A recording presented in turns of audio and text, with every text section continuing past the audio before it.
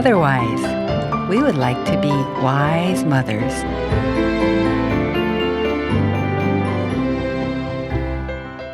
여러분 안녕하세요. 하나님의 마음과 뜻을 알아가는 마더와이즈 가정식탁 시간입니다. 오늘도 저희 각 가정에 주시는 하나님의 생각과 마음을 잘 알아가고 따라가기를 마음먹는 식탁의 시간이 되었으면 좋겠습니다. 오늘은 부모에게 주신 선물, 우리 자녀에 대한 아버지 하나님의 마음을 알아가는 시간으로 준비했습니다. 특별히 어린 자녀들, 영아기 자녀에 대한 내용인데요. 잠시 후에 함께 나누겠습니다. 마더와이즈 가정식탁, 영아기 자녀들의 양육, 어떤 마음으로 또 무엇을 중요하게 여기며 할 수 있을까요? 이 시간 함께 해주실 김동숙 사모님 나오셨습니다. 안녕하세요, 사모님. 안녕하세요. 원천 원더교회를 섬기는 김동숙입니다. 네, 사모님 반갑습니다. 오늘 영아기 자녀를 키우는 가정들에게 또 함께 우리가 무엇이 중요한지를 좀 나눠볼 텐데요. 영아기라고 하면 보통 어느 시기를 말하는 건가요? 네, 영아기는 생후 3개월에서 24개월 정도의 시기를 말하는데요. 이 시기가 처음 목욕하고 또 처음 젖을 물리고 처음 뒤집고 처음 기어다니고 네. 처음 걷는 아이가 처음으로 하는 모든 시간이 영아기입니다. 네, 너무 예쁠 것 같아요. 언제 그랬나 싶기도 한데 생후 3개월에서 24개월까지의 그 시기. 그럼 이 시기에 그 자녀를 키우는 가정들에게 오늘 함께 나눌 이야기 주제는 무엇인가요? 오늘 영아기 부모님들과 나누고 싶고 꼭 전하고 싶은 단어는 애착입니다. 네. 이 단어는 부모와 자녀의 정서적 관계를 설명하는 단어로 영국의 심리학자이자 정신과 의사인 존 볼비를 통해서 지금은 애착 이론으로 발달하게 됩니다. 네, 애착. 애착이란 이야기는 되게 많이 들었던 것 같아요. 성인이 되어서도 그 애착이 잘 형성이 되면 건강한 성인기를 보낸다. 막 이런 얘기 들으면서 애착이 참 중요하구나. 네. 이런 생각은 하고 있거든요. 애착이란 유아와 어머니, 즉 주 양육자 간에 형성되는 정서적 유대관계를 정의하는 용어인데요. 생후 1년 동안 형성되는 특별한 형태의 사회적 관계입니다. 오늘 저는 성경적 영아기 가정들에게 이 단어를 함께 풀어보고 싶습니다. 네, 그러면 애착을 성경적으로 풀어주시는 건가요? 네, 그렇습니다. 궁금한데요. 시편 기자는 이렇게 말합니다. 시편 71편 6절 말씀에 내가 모태에서부터 주를 의지하였으며 나의 어머니 배에서부터 주께서 나를 택하셨사오니 나는 항상 주를 찬송하리이다. 아멘. 성경적 애착의 시작은 모태에서부터 하나님과 태아의 애착이 형성되어 있음을 믿는 것인데요. 네. 태아를 하나님께서 놀랍게 만드셨고 안아주셨음을 인정하는 것입니다. 그리고 그것은 하나님의 얼굴에서 엄마 아빠의 얼굴로 이어지게 되는데요. 기독교 심리학자인 제임스 로더는 이 생후 3개월 된 아기가 주시하는 그 엄마 아빠의 얼굴이 하나님의 임재를 나타내는 것이라고 주장합니다. 와, 그 시기에 엄마 아빠 얼굴이 이런 중요한 의미가 있군요. 네. 그러니까 태중에 하나님과 애착을 형성하다가 그것이 태어나서는 엄마 아빠에게로 자연스럽게 이어지는 거군요. 네, 맞습니다. 그래서 심리학자인 제임스 로더는 아기를 사랑스럽게 바라보는 엄마 아빠의 얼굴에서 아기는 자신이 모태에서 경험했던 그 하나님을 다시 만난다라고 이야기합니다. 네. 이 영아 시기가 이렇게 중요하다고 하셨는데 아이들 그 발달 시기에 따라서 또 부모의 역할이 조금 변화가 될 것 같아요. 네, 맞습니다. 애착을 이야기할 때 에릭슨의 발달 이론을 많이 이야기해요. 이 부분을 쉽고 성경적으로 풀어낸 책을 소개하고 싶은데요. 박현숙 사모님의 하나님 아이로 키워라입니다. 이 책은 자녀의 연령에 따라서 부모의 위치, 또 즉 부모의 역할이 다르다는 것을 네. 보여주고 있습니다. 네. 좀 더 구체적으로 그러면 연령별로 좀 소개해 주시겠어요? 네, 첫 번째는 영아기 시절인데요. 1세에서 2세입니다. 이 시기는 안에서의 시기인데요. 주님이 내 안에 내가 주님 안에 거하는 것처럼 부모가 아이 안에, 아이가 부모 안에 거하는 시기입니다. 네. 성경적 애착이 형성되는 시기라고 볼 수 있죠. 두 번째는 유아기 시절인데요. 3세에서 5세인 이 시기는 앞에서의 시기입니다. 부모가 아이 앞에서 권위와 순종을 가리키는 시기인데요. 특별히 이 시기에는 아이들이 부모에게 내 엄마, 내 아빠를 정말 자연스럽게 배워가는 네. 시기라고 할 수 있습니다.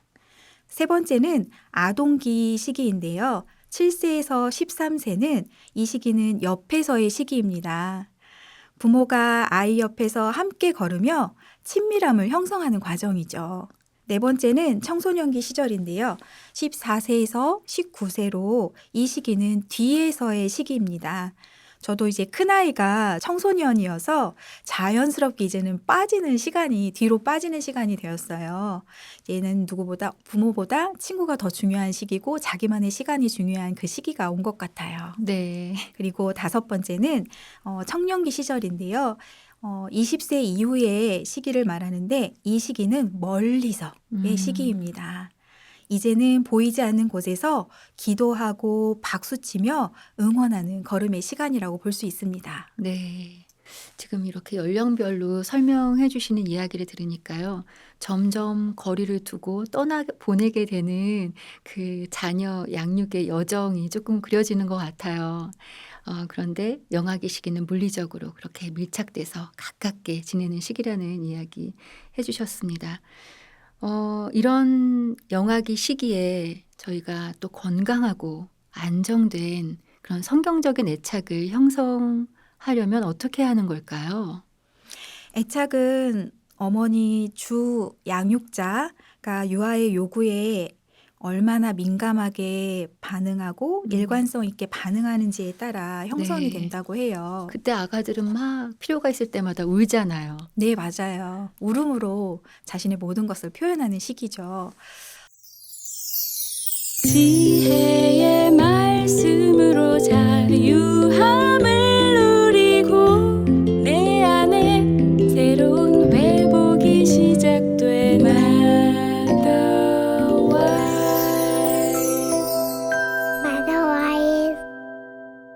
애착에 대해서 성경적으로 잘 보여주는 모자 커플이 있죠. 요게벳과 모세, 또 한나와 사무엘이 있죠. 이 커플의 공통점이 무엇인지 아시나요? 엄마가 자녀를 키우다가 그다음에 떠나보내게 됐던 것 같아요. 네, 맞습니다. 이 두 모자는 모두 젖을 뗄 때까지 아이를 직접 키우는 시간을 보내게 되는데요. 이스라엘에서 젖을 떼는 시기는 우리나라 나이로 보통 36개월에서 40개월 사이인데요. 와, 우리나라보다 더 길게 젖을 먹이시는군요. 네. 그것은 우리나라에 비해 상대적으로 물이 덜 깨끗하기 때문에 조금 더 오랜 시간 동안 젖을 물리게 된다고 합니다. 중요한 것은 그때 성경적 애착을 형성하는 것인데요. 그 후에 요게벳은 또 바로의 공주에게, 한나는 엘리 제사장에게 모세와 사무엘을 보내게 되는 네. 시간을 맞이하게 되죠.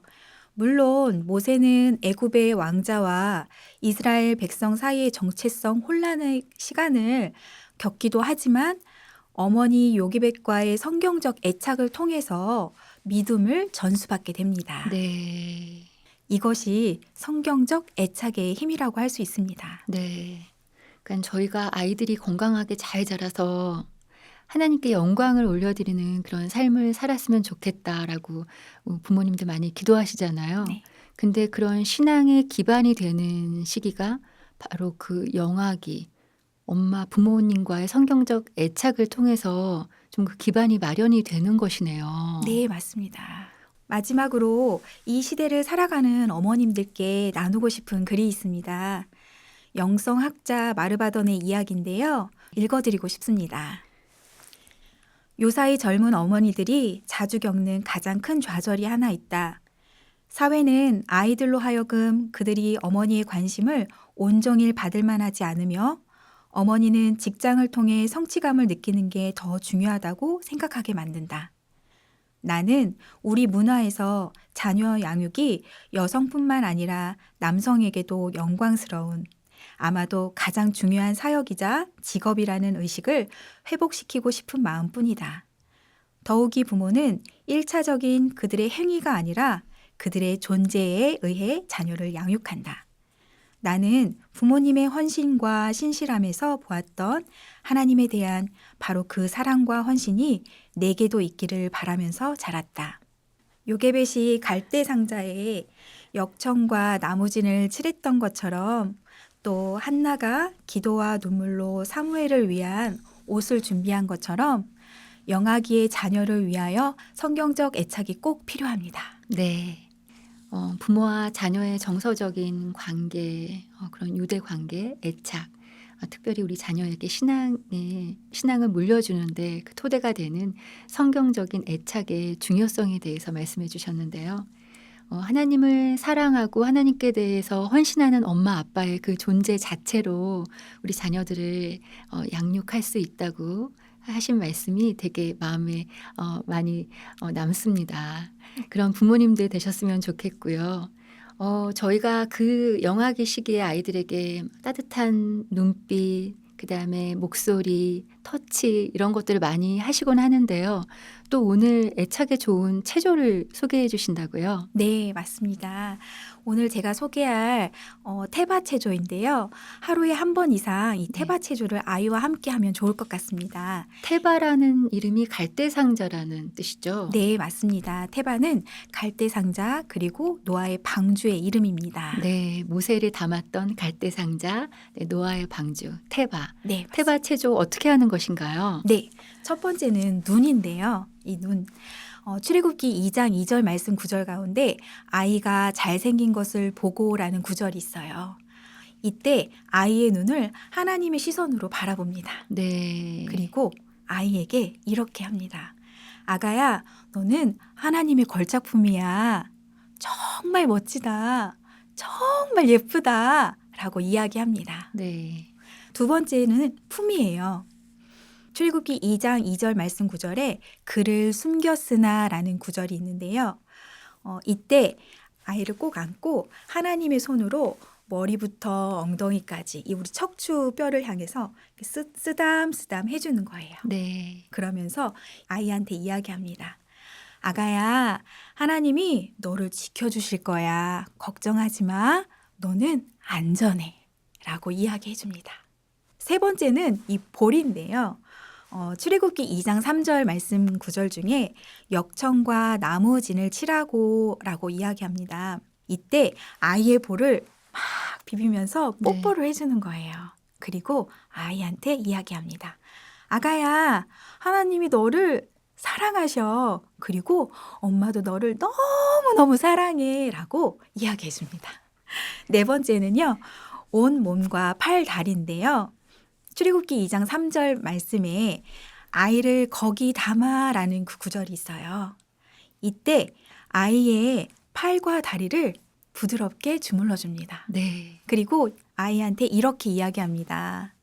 아가야, 재밌고 신나는 모험을 하는 거야. 야호! 그러니까 삶이 재밌고 신나는 네, 모험이라는 뜻이군요. 네, 오늘 하루가 네, 맞습니다.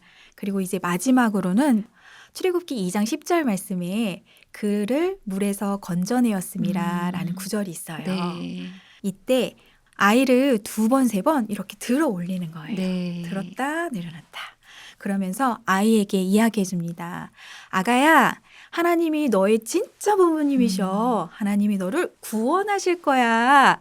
너를 정말 사랑하고 축복해. 라고 이야기합니다. 네. 태중에서 아가를 이렇게 품에 안으셨던 하나님의 손길과 눈을 생각하면서 아이를 쓰다듬고 또 축복하는 그런 태바 체조 소개해 주셨습니다. 네, 부모님과 또 영아기 자녀, 특별히 이 시기에 형성할 수 있는 그런 성경적 유대 관계, 애착을 잘 형성해 나가는 그런 가정들 되셨으면 좋겠습니다. 오늘 이렇게 영아기 시기 부모님들께 좋은 말씀 해주신 김동숙 사모님 감사합니다. 감사합니다.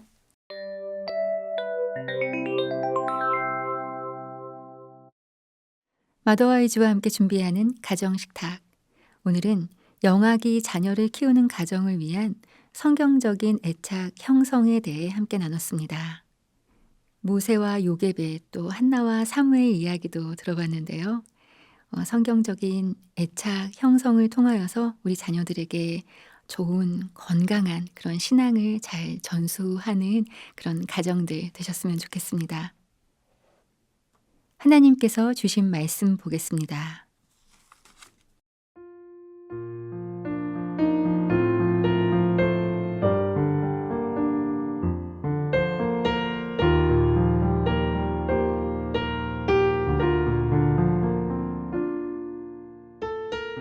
믿음으로 모세가 났을 때 그 부모가 아름다운 아이임을 보고 석 달 동안 숨겨 왕의 명령을 무서워하지 아니하였으며. 히브리서 11장 23절 말씀입니다.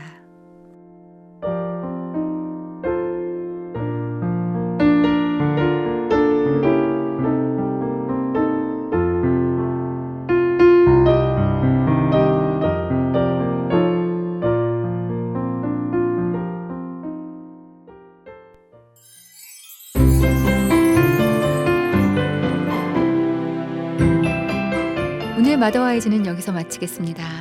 함께 해주신 여러분 감사합니다. 주님 사랑 안에서 서로 많이 사랑하는 한 주 보내시기 바랍니다.